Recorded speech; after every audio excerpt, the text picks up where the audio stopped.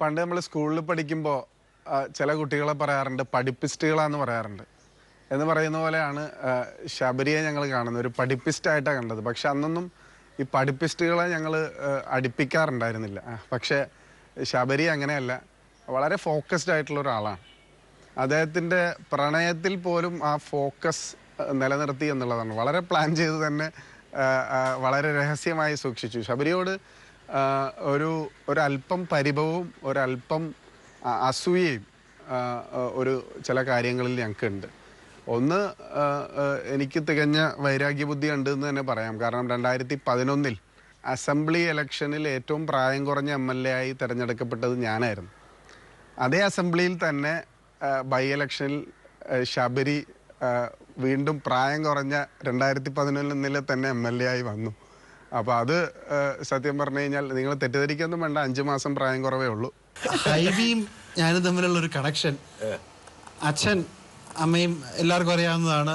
ഒരു ഒളിച്ചോടി കല്യാണം കഴിച്ചതാണ്. മഞ്ചേരി കോളേജ് NSSൽ അമ്മ പഠിപ്പിക്കുമ്പം അച്ഛനും ഹൈബീഡൻ്റെ ഫാദർ മരിച്ചുപോയ ഈഡൻ സാറും കൂടെ ചേർന്നാണ് അമ്മയെ മഞ്ചേരി കോളേജിൽ നിന്ന് ഇറക്കി വന്ന് അന്ന് നമ്മുടെ TK ഹംസ സാറ് കൊടുത്ത 50 രൂപ വെച്ചാണ് അച്ഛനും അമ്മയും തിരുവനന്തപുരത്ത് വന്ന് കല്യാണം കഴിച്ചത്.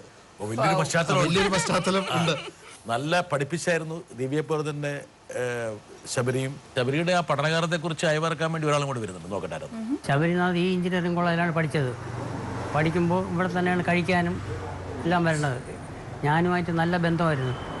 പിന്നെ ശബരിനാഥ് ഇവിടെ വന്നിരുന്ന അവരൊരു കൂട്ടം, അവൻ്റെ ഫ്രണ്ട്സ് എല്ലാവരും കൂട്ടമായിട്ട് ഇവിടെ വന്നിരുന്ന അസൈൻമെൻ്റ് എഴുതി അങ്ങനെ ഇവിടെ ഇരുന്നാണ് പഠിച്ചിട്ടുള്ളത് കൂടുതലും. അതുകൊണ്ട് ശബരിനാഥ് നല്ലൊരു അഴിമതിയില്ലാത്ത MLA ആയിട്ട് വരട്ടെ, ഇനി അടുത്ത മന്ത്രി ആവട്ടെ എന്നാണ് ഞാൻ പറയണത്.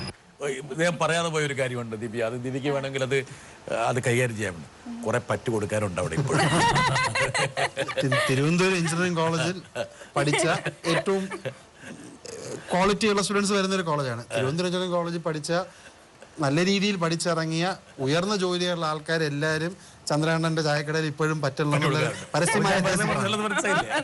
അപ്പൊ എന്തായാലും എന്നോട് ഇദ്ദേഹം പറയുന്നത് വെച്ചാല് ഇതിനകത്ത് കൊടുക്കാത്തതിന്റെ കാരണം വെച്ചാൽ ഇത് പറയാൻ വേണ്ടിയിട്ടായിരുന്നു. അതായത് ഇനി ഇങ്ങനെ കല്യാണം കഴിഞ്ഞാലും എന്റെ ആ പറ്റൊന്ന് ക്ലിയർ ചെയ്യാൻ വേണ്ടി സാറ് ഒന്ന് ശബരിയോട് പറയാനൊക്കെ. ഞാൻ പറഞ്ഞു തീർച്ചയായിട്ടും പറയാം. ശബരി ചെയ്തില്ലെങ്കിൽ ദിവ്യയെ കൊണ്ട് ദിവ്യ ആ പറ്റ വീട്ടിൽ നിന്നാണ്.